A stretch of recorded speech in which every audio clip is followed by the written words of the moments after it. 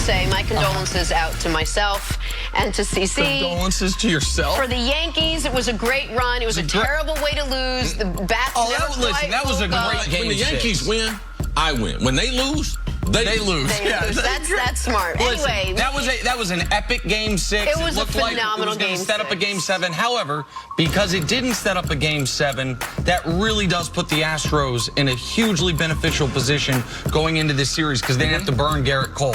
We knew the Nationals were going to have Scherzer and Strasburg, the whole pitching rotation set. Now the Astros can throw Garrett Cole in Game 1, which to me becomes a must-win for them because it's Game 1. As far as the Astros getting their C, you always say in sports you like big people. Absolutely. But the bigger, the better. Jose Altuve is one of the greatest little people I've ever seen play any sport. What he did in that series and in Game 6 with the walk-off. And that's one of the great things about baseball, where size does not matter. The other ones, they do matter. A great player of great character, great leader, and also not only his hitting, but what were you looking for in the World Series? We got 5 of the top 10 strikeout. So we're going to be seeing a lot, especially with the new baseballs they have in the postseason, the ones that aren't jumping out of the park. It should be a pitcher's series. Real quick for the Nationals, 50 games into the season, 19-31. 12 under 500, and since then, as good as any team in the league, they've been spectacular this postseason. I think this is a Astros in 6 is my pick in this one. Well, look, there's not much history between Washington and Houston, so it's going to be a fun series to watch. And kudos to the Washington Nationals, who are now rested. It was everybody's underdogs on the way in, so it'll be fun. And Washington sports fans need something to root for. They desperately need something. Ain't gonna be that basketball team. I'm not so sure about the hockey team. I think they're good, but they got something. They got to have something to root for. All right, time for scores to start your morning. Tough night for the Philadelphia Eagles. They turned the ball over 4 times in their 37-10 loss to the Dallas Cowboys. Carson Wentz had just 191 passing yards with an interception, 2 lost fumbles. Chris, man, how bad was this loss for Philly? It's a tough one. It's tough to lose games in your division, but it's more when you get humiliated, because there's not a lot they can go to and say, hey, you know something? This was a bright moment. They got dominated by Dallas in all 3 phases of the game. They don't face them until around Christmas time, so their season could be over with the next time. Typically, teams are like, I can't wait to get back. And, man, the Eagles, they need to have a team meeting this morning. I don't know what the next trick Doug Peterson's going to try to pull. A seance, some exorcism, because he's tried to do everything to get this team going right. No practice on Wednesdays. I guarantee a win. I'm going to take the ball. We're down 14-0. I mean, this team, if not for 2 personal foul penalties on their 1 touchdown drive, they could have been held without a touchdown in this game. And their first half defense has been abysmal, historically bad all year long. All right, let's move on to the Rams. They were trying to right the ship against the Falcons, and they did just that. Jared Goff throwing 2 touchdowns, ran in another one. And the defense with newly acquired Jalen Ramsey held Atlanta in check all day long. Rams coming away with a 37-10 win. See, were the Rams that good, or are the Falcons just that bad? Well, it was a combination of both. You have to give the Rams credit. They were really focused coming in. I love the fact the way they got Jalen Ramsey back into playing defense. 30 of the first 36 snaps, he played a lot of good battles with Julio Jones there, and Jared Goff was good yesterday. So, yes, the Falcons are bad. I'm totally shocked that the Falcons have only won 1 game, but we got to give the Rams credit. They came to Atlanta and were very focused and executed.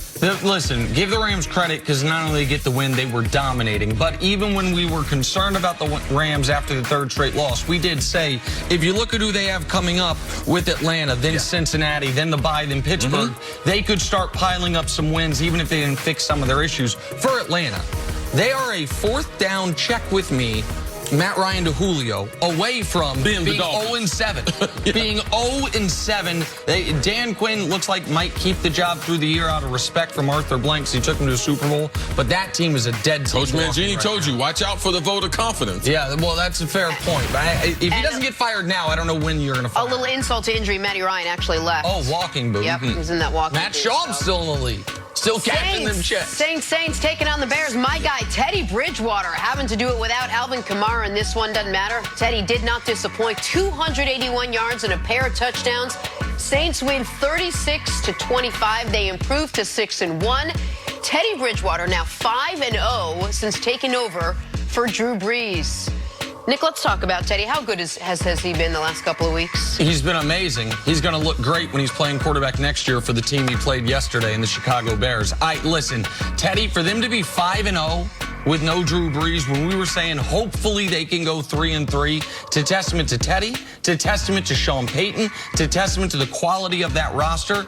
And see, they were calling things out of a 1940s playbook yesterday en route to going up 36-10. This game was not as close as 36. It was 36-10 with 2.5 minutes left in this football game. To me, Sean Payton's the best play caller that we have in the league. If you look at the talent, they don't have anyone opposite Michael Thomas who's going to go with. Teddy Ginn's still out there playing. Teddy Bridgewater played fabulous in the system. You have to give Sean Payton credit. It's a physical system. Without their best offensive player that's not their quarterback, Kamara, which they depend on, he's out of the game. I mean, they crank up Latavius Murray. I was wondering, I didn't think he had any football in him. He played with the Vikings. He wasn't really great, but you got to give Sean Payton a lot of credit for putting together these game plans to get them on this winning streak. They are the most impressive team in the NFL this season. Agreed. All right, on to the Vikings and the Lions. And if you had doubts about Kirk Cousins coming in, you did not have him going out. Cousins threw for 337 yards, and for the second straight game threw 4 touchdowns. Stephon Diggs, who had 167 yards last week, had 142 in this one. And Dalvin Cook finished with 142 yards himself and 2 touchdowns on the ground. Vikings win a big one, 42-30. The only bad news, Adam Thielen had to leave the game with a hamstring injury after scoring a touchdown. Let's talk some Kirk Cousins. See, has he proven he can carry this team? No.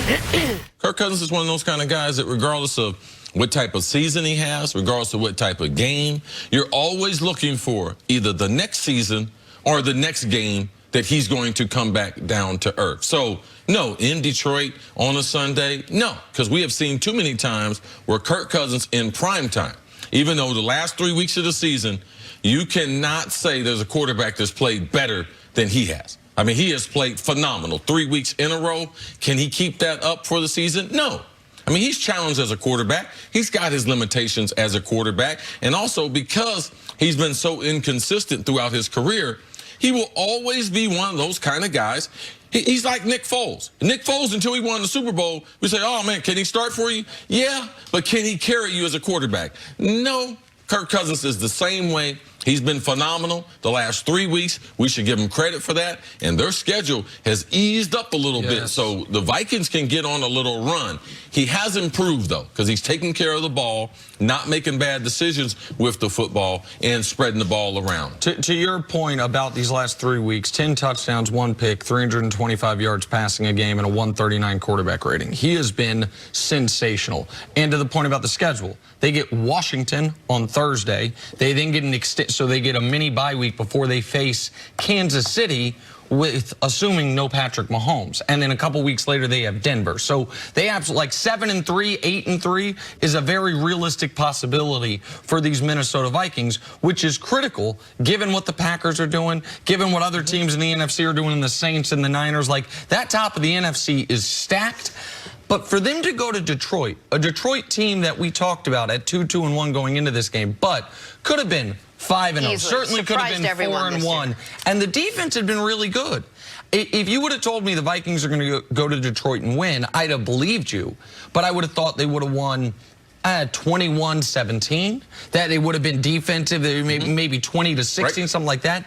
For them to go there, have Matt Stafford play well. He threw for, 4 touchdowns, a 111 rating, over 350 yards, and Kirk Cousins just outdueled him to go along with Dalvin Cook, who shouldn't be forgotten in this. He went for another game where he went for a $140 on the ground. The Vikings offensive line's playing better, the quarterback's playing better, and they can start to gain some confidence, especially with Washington on this short week. Yeah, it's easier for Cousins if Dalvin Cook. Dalvin Cook should be the focal point of their offense. You make a great point. What's held them back the last couple years is a lack of an elite offensive line. That offensive line really did improve, and you can start to see it through Dalvin Cook, which is also helped out Kirk Cousins. All right, let's break there. Coming up, Aaron Rodgers just made his case, and he's still the best quarterback in the NFL. That's next on First Things First.